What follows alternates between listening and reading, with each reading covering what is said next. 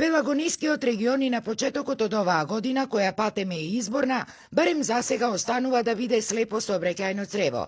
И по повеќе годишните гласни апели на пелагониските стопанственици за конечно решавање на очајната патна инфраструктура во овој дел од Македонија, реално се уште ништо од бројните ветувања на актуелната влада дека проблемот ќе биде решен за време на нивниот мандат. Реализацијата на овие капитални проекти, ако и беа дел од претходната изборна програма на оваа власт, сега се префрла за оваа година.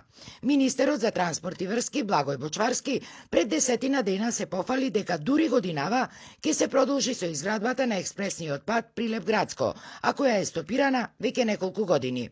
Тендерот е распишан пред 5-6 месеци, но поради ковид кризата, ковид состојбите, прибирањето на понудите на компаниите и флексибилноста која што ја даваше јавното претпријатие за државни патишта во однос на тоа да имаме комплетни документации, да може брзо да се евалуира и да се добие изведувач, доведе до ситуација да еве веќе сме декември и сега сме пред крај на евалуацијата, но важно е за мене да имаме успешен тендер и успешна тендерска постапка, повеќе отколку да имаме избрзана, а при тоа да биде неуспешна.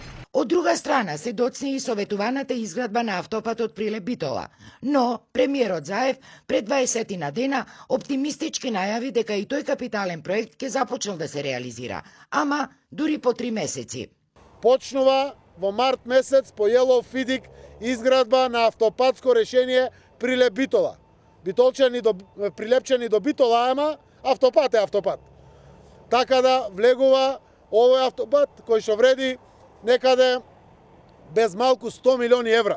Остри и бројни реакции за доцењето со рехабилитацијата на патната инфраструктура во овој дел од Македонија имаат и пелагониските бизнисмени, според кои, освен што старите патишта биле небезбедни и по кои се губат многу животи, тие, како стопанственици, трпеле и сериозни штети по своите бизниси, велат од Прилепската регионална стопанска комора.